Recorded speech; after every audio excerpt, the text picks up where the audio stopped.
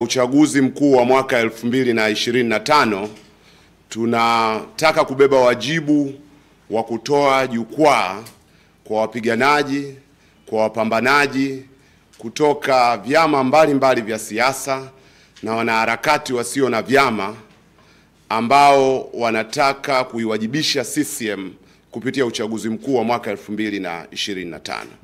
Kwa hiyo nikatoa mkono wa ukaribisho kwa yeyote yule ambaye anataka kuiendeleza demokrasia kupitia uchaguzi aje ACT Wazalendo, kwa sababu hivi sasa nchini Tanzania kwa vyama ambavyo vimejipambanua kushiriki uchaguzi mkuu wa mwaka 2025 hakuna chama makini zaidi ya ACT Wazalendo.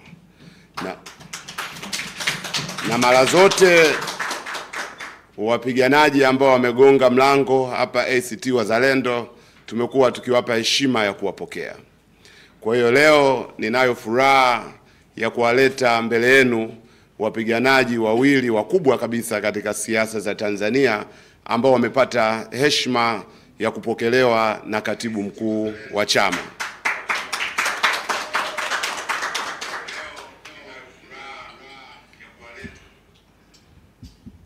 Kwa hiyo naomba nichukue fursa hii kuwatambulisha.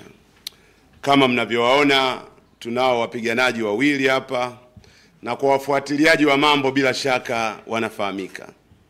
Tunaye ndugu yetu Emmanuel Mtobi, yeye mpaka hivi sasa ni kada mwandamizi wa Chama cha Demokrasia na Maendeleo, na kwa wale wanaofuatilia siasa za Tanzania amewahi kufikia nafasi ya mwenyekiti wa Chadema mkoa wa Shinyanga.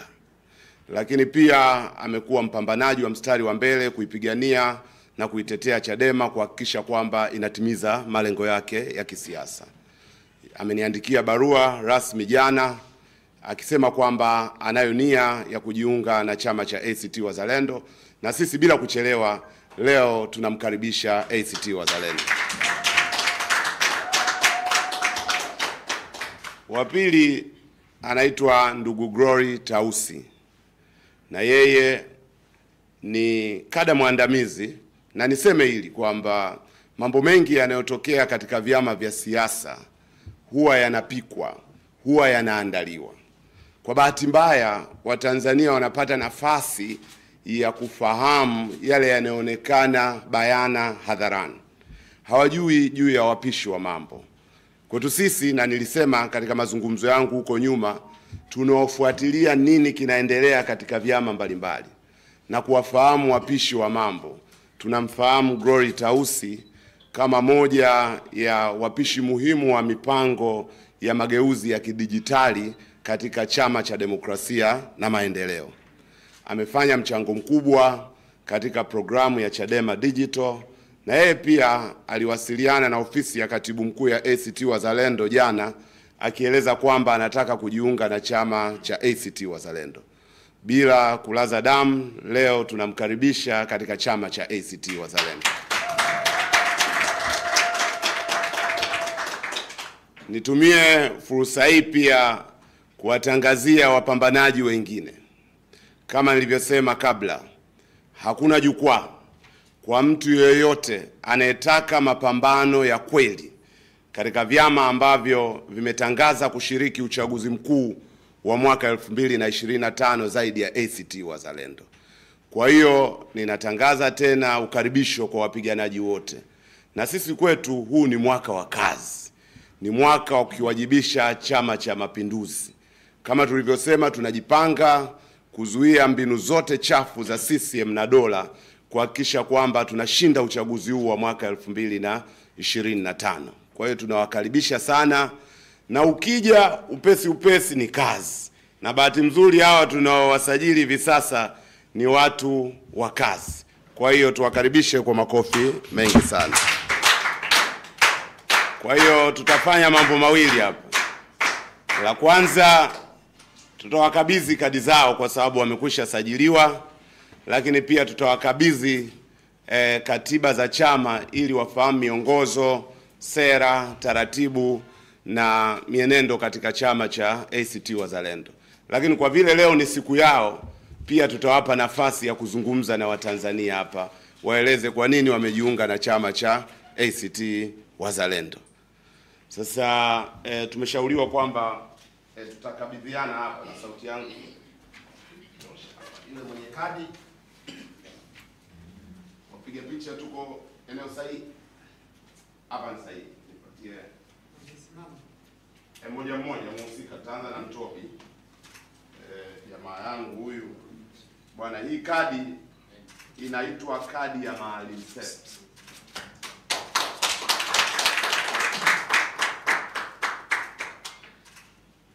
Karibu sana brother. Karibu tuendeleze mapambano.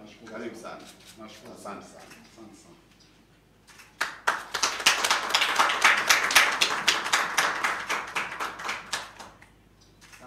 Ninamkabidhi pia Mtobi katiba yetu ya chama, sababu chama kinaendeshwa kwa katiba, na huyu ni kiongozi mwandamizi anaelewa mambo haya. Karibu sana.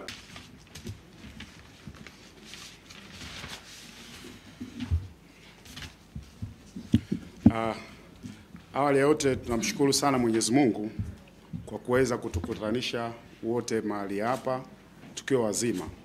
Asalamu alaykum ndugu zangu. Tumsifu Yesu Kristo. Mheshimiwa na ndugu, mtachukulia hivyo hivyo tukisema mheshimiwa au ndugu, maana sie kwenye protokali ya kule tulikokuwa tulikuwa naita nao heshimiwa. Sasa huku ni ndugu, sio? Kwa sababu ya itikadi na falsafa ya ACT. Kwa hiyo ndugu katibu mkuu, awali ya yote tunakushukuru kwa niaba yangu binafsi na wengine kwa kutenga muda wako kuja kutupokea, kwa kutenga muda wako kuja kwa niaba ya chama kutupokea na kutukabidhi kadi. Tunao furaha sana kwa wewe, mtu mkubwa katika chama, kuweza kutupokea. Ndugu katibu mkuu, nayesimama hapa naitwa Emmanuel Ntobi, ambaye nilikuwa diwani kupitia chama cha Chadema mwaka 2015 mpaka 20, na baadaye kupitia Chadema nikachaguliwa kuwa mwenyekiti wa umoja wa madiwani wa kanda ya Serengeti yenye mkoa wa Shinyanga, Mara pamoja na Simiyu, ambao 2015 tulikuwa na madiwani zaidi ya 140. Kwa hiyo walinipa hiyo heshima ya kuwa mwenyekiti wao. Lakini pia 2019 nilichaguliwa kuwa mwenyekiti wa Chadema mkoa wa Shinyanga kwa awamu ya kwanza, nikamaliza awamu yangu ambayo 2019 mpaka 2024, lakini nikachaguliwa tena kwa awamu nyingine ambayo mpaka muda huu nilikuwa mwenyekiti wa Chadema na nikapata msukosuko wa kusimamishwa, lakini rufaa yangu tunapoongea ipo mezani. Mheshimiwa Katibu Mkuu, niruhusu niongee machache ya kwa nini naamua kuachana na chama cha zamani, kwa sababu nina mambo mawili. La kwanza nimetumia haki yangu ya kikatiba kwa mujibu wa katiba ya Chadema, ile sura ibara ya 543 inasema mwanachama yoyote anaweza kujiondoa kwa hiari yake mwenyewe na kuacha. Hivyo mimi kuanzia kutoka jana nimeandika barua kwa katibu mkuu wa Chadema ya kuondoka katika chama hicho rasmi. Manake katiba yetu inataka tufanye kwa maandishi. Kwa hiyo katibu mkuu wa Chadema nimeshamtumia, na nakala yake imekwenda kwa katibu wa kanda, imekwenda kwa katibu wangu wa mkoa wa zamani iliyokuwa, pamoja na katibu wa tawi langu. Lakini pia Mheshimiwa Katibu Mkuu, nimekuletea kwako ofisini kwako tena barua hii hapa ya kuomba nijiunge na ACT Wazalendo. Na naposimama hapa nina furaha kwa sababu mpaka sasa nimeshakwisha kukabidhiwa kadi. Kwa hiyo ni mwanachama halali kabisa wa ACT Wazalendo. Na niwashukuru ndugu viongozi wote mliokuja hapa katika ukumbi huu kuja kutupokea. Kwa kweli tumefarijika na tunaamini tumebadilisha tu aina ya basi. Nende nikaongee masuala ya Shinyanga. Zito amekuwa mbele sana, mtaona rekodi zake ya Shinyanga. Zitto amekuwa mbele sana, mtaona rekodi zake akiongea kuhusu mgodi wa almasi wa Mwadui, akiongea kuhusu pamba, kuhusu mifugo, kuhusu Wasukuma na jamii yetu ya watu wa Shinyanga. Kwa kweli ni mtu ambaye alinivutia na kwenda kuanza kugombea. Kwa hiyo katika tafasiri yake nyingine ninasema nimevutiwa pia kuja kufanya kazi na brother ambaye ninamuelewa, ambaye ameanzisha chama kina miaka 11 na kinasonga mbele kwa kasi kubwa kuliko vyama vyovyote kwa kweli ukiangalia. Tunasema sio watu wa marketing kwamba people buy people and not people buy product. Hilo na yenyewe niliona. Tulikana mwenzangu Glory na baadhi ya wenzangu tuliokuwa G55, tukapitia baadhi ya katiba, tukapitia baadhi ya vyama, lakini kiukweli kwa sasa hivi ambaye aliyopo next to CCM na anaweza kuiangusha CCM ni ACT Wazalendo. Ndugu waandishi wa habari, mimi na mwenzangu dada Glory hapa tulikuwa kwenye kundi moja kama linafahamika la G55. Ile kundi la G55 tulitoa mawazo mbadala wa kushauri kile chama kwamba haitakiwi kuhususa uchaguzi. Lakini kwa bahati mbaya na hali mnavyoiona watu wameweka mpira kwa pani, tukajiuliza tutakaa na sisi tuweke mpira kwa pani wakati tulitoa mawazo mbadala vizuri. Tunapita huku na huku tukaona kuna kitu kinaitwa muhuni asusiwi cha ACT Wazalendo, kwamba tunapambana, tunashiriki, tukipambana tunapambana, tukifanyaje? Naam. Kwa hiyo ni kitu ambacho kimeweza kunivutia. Hatutakiwi tuwasusie wahuni CCM ili wapite bila kupingwa, haitakiwi. Mathalani tu mkoa wa Shinyanga ni wabunge wale miaka ile kweli wapite bila kupingwa? Nadhani hata wazee wangu wa Shinyanga walitoa baraka kabisa, wakasema we endelea mbele kwa ajili ya kufuatilia. Lakini ndugu katibu mkuu na ndugu waandishi wa habari, chama cha ACT kina sura ya kitaifa. Tukubalianeni, kipo pande zote za muungano, kipo Zanzibar na kipo Tanganyika, tofauti sana na vyama vingine. Na mwenzangu tuliambiana hapa, sisi hatuwezi kwenda kufyeka poli jipya. Wacha ili poli lililojiandaa liko vizuri la ACT Wazalendo, tupande ili jahazi tuendelee na safari. Jambo la tatu ni pamoja na uchanga wa ACT Wazalendo katika vyama vya siasa, pamoja na uchanga wake wote, pamoja na kuwa kuna mabadiliko kadha wa kadha ya viongozi. Mmeanza kuwa na KC wa kwanza, kiongozi wa chama Mheshimiwa Zitto Zuberi Kabwe, na sasa mmempata Mheshimiwa Dorothy Sem. Sasa mmevuka hivyo vigezo. Wenye viti wa taifa mmekuwa nao 4, lakini mmevuka hivyo, huku mambo yanaendelea. Sisi tumejaribu kupiga kidogo hapa, mmeona mpaka tumepalanganyika.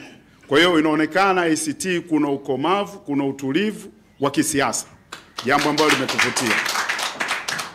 Kuna demokrasia ya ukweli ndani ya ACT kwa sababu watu wanabadilishana.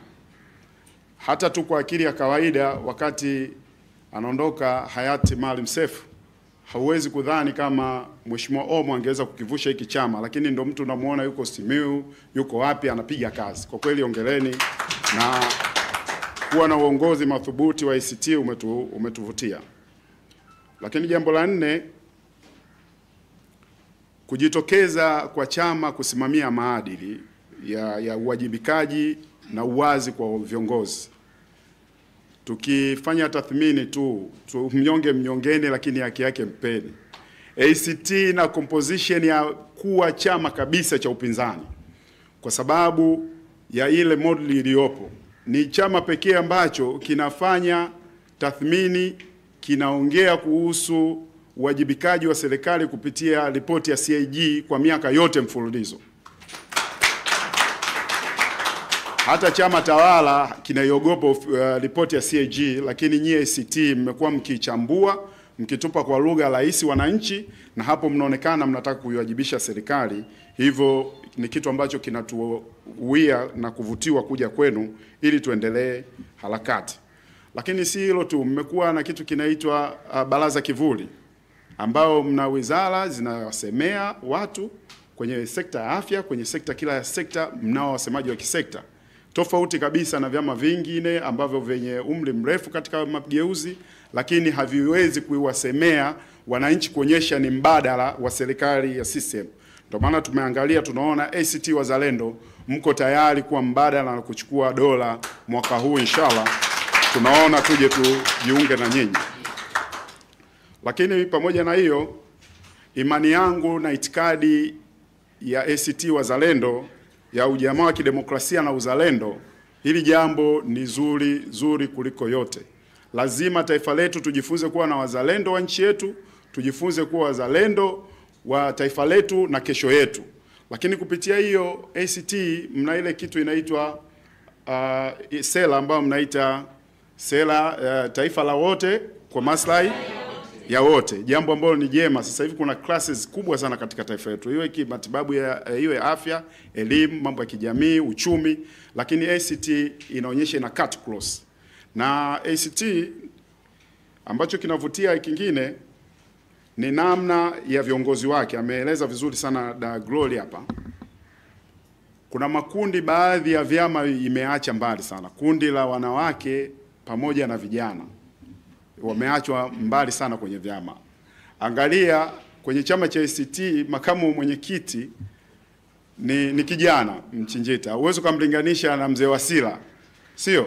Yule anayesema bodi, mtu ambaye alitakiwa amestaafu lakini bado ameshikilia kiti over 8 years, bado yupo pale, ni makamu wa chama. Lakini angalia ACT, kijana mdogo tu, nadhani anaweza kuwa ni katibu mkuu mdogo kuliko vyama vyote, ndugu Ado, na amepewa dhamana kubwa. Kwa maana hiyo nyie ACT iko tayari kuonyesha vijana ni taifa la leo na si taifa la kesho. Kwa hiyo hii kitu inatufurahisha. Nikaona nije kwa vijana wenzangu wapambanaji. Hata ukiangalia tu muundo wa ngome ya vijana, maswala ngome ya vijana inavyoongelea ukosefu wa ajira, tofauti na ngome au mabaraza mengine ya vijana katika vyama vingine. Mtakubaliana na mimi, angalieni vijana wanaongea maswala yapi, vijana wa UVCCM. Angalieni vijana na wa vyama vingine. Mtakuja kubadilika, kumbe tatizo la ajira linaongelewa vizuri sana na wadogo zangu kina Abdul Nondo wanakaa wanafanya makongamano. Kwa nini usiunge gari au msafara wa namna hii kama kweli wewe mpenda haki na mabadiliko katika taifa letu? Hiyo ndo sababu nimeweza kuwa hapa. Ndugu katibu mkuu, nisiwachoshe, na malizia haya makundi maalum ambayo ndo watu walioko huko. Tunaenda kwenye mapigano ambayo mnayo ya harakati za kuleta mabadiliko chanya nchini. Ukiangalia mna organization. Kabla hapa tuliangalia vitu vingi sana. Tuliangalia katiba, mfumo na organization. Hapa mimi ninavyoongea hadi kule Shinyanga kuna viongozi kwenye kila kata. Kitu ambacho mwanzo mimi nilikuwa sijui wakati sipo ACT au na uwiwa kufuatilia ACT, sikujua kama ACT ni chama kikubwa ambacho kina mtandao mkubwa namna hiyo nchini.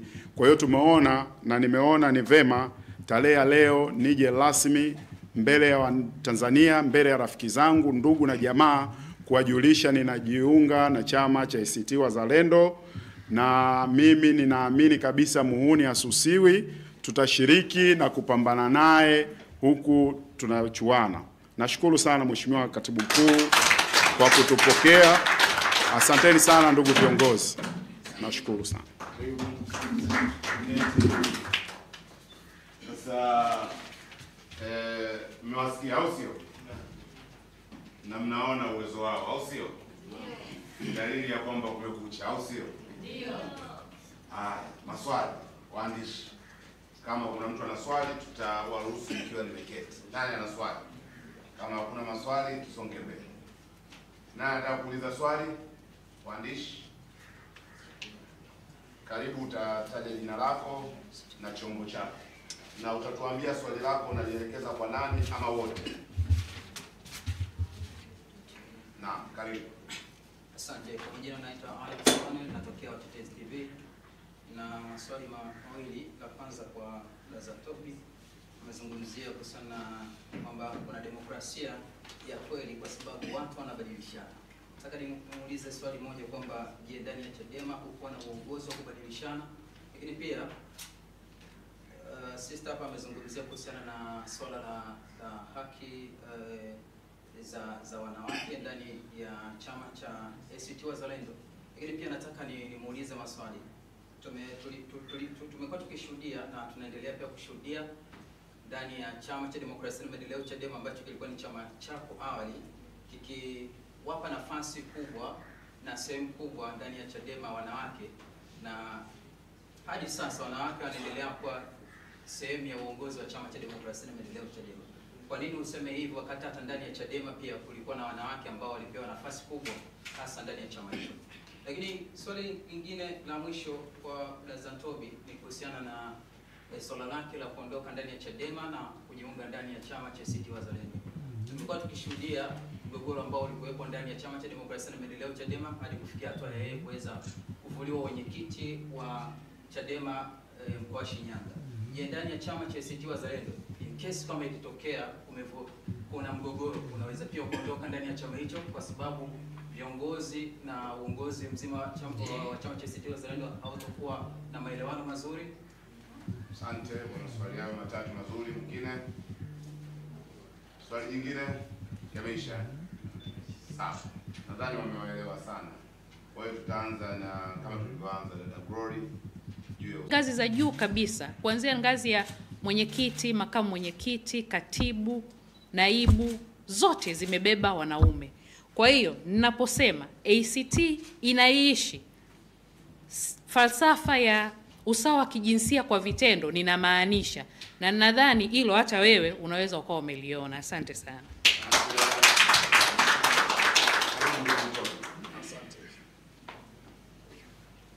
Asante sana ndugu katibu mkuu na mwandishi wa habari. Nadhani nimeulizwa maswali mawili. Awali, je, nilikotoka kuna demokrasia? Maana nimekuja kusifia ACT kuna demokrasia. Lakini la pili, nikipata msukosuko kama ule nilopata kule, je, nitahama tena? Ndio maswali mawili nadhani yako hivyo. Swali la kwanza, ifahamike ACT imebadilisha wenye viti wake wa taifa wanne. Si unaelewa? Wanne. Kidemokrasia uipimi tu kwamba alitoka mtu akaingia mwingine, hiyo sio demokrasia. Angalia baada ya hayo matokeo, mtikisiko upo. Ndio maana nimesema ACT pamoja na uchanga wake wote hawajatikisika wanapobadilisha kiongozi wa chama. Kiongozi yawe kiongozi mkuu wa chama, awe mwenyekiti wa chama, awe katibu mkuu, hawajatikisika. Wamekuwa imara, consistency, na mambo yanaenda. Ni juzi tu wamefanya uchaguzi, hakuna mtikisiko kama uliotokea Chadema. Chadema umetokea mtikisiko, lakini kwa kuwa nataka niliongelee na hilo la pili ambalo obvious ndio linajibu ila kwanza, mie pamoja na kusimamishwa kwangu ndo kuonyesha kabisa demokrasia haikuwepo. Maana nilikuwa natoa maoni yangu nikakabwa kwenye kona haraka bila hata kusikilizwa. Sikusikilizwa ninavyoongea. Bahati mbaya sana nimewasiliana katibu mkuu kuhusu rufani yangu toka tarehe 9 Januari. Nimekata rufaa yangu, haijasikilizwa. Katibu mkuu akawa ananiahidi kesho kutwa mpaka sasa hivi. Na wiki moja nyuma mimi nimetoka kuwasiliana na katibu mkuu kuhusu hili jambo langu la rufaa, lakini hawajasikiliza. Sasa mtaona na mnajua nyie kwamba haki ikicheleweshwa ndo haki inakuwa imepotea. Kwa ile haki mimi nishapotea, nikaona hapa hakuna sehemu haki, wacha nitafute jukwaa lenye haki vizuri. Naamini ACT Wazalendo wana utaratibu wao mzuri tu wa kuweza kuhandle matatizo kama hayo, ambao kimsingi nadhani watakuwa namaliza vizuri, na ndio maana miaka 11 wanaonekana wanazidi kukua. Mpaka wanapata sie tunazidi kuwavutiwa. Na nikwambie tu, kuna wanachama wa vyama vingine vingi na kutoka Chadema wengi watakuja ACT baada ya sisi kuingia hapa. Na Shinyanga huko mafuriko watapokea. Mheshimiwa Katibu Mkuu, utapokea sana wageni wapya ambao wanafurahishwa na ACT namna mnavyoendesha chama. Na niwapongezeni, endeleeni hapo. Nashukuru sana. Asante. Swali yameisha. Tunawashukuru sana. Na hapo ndio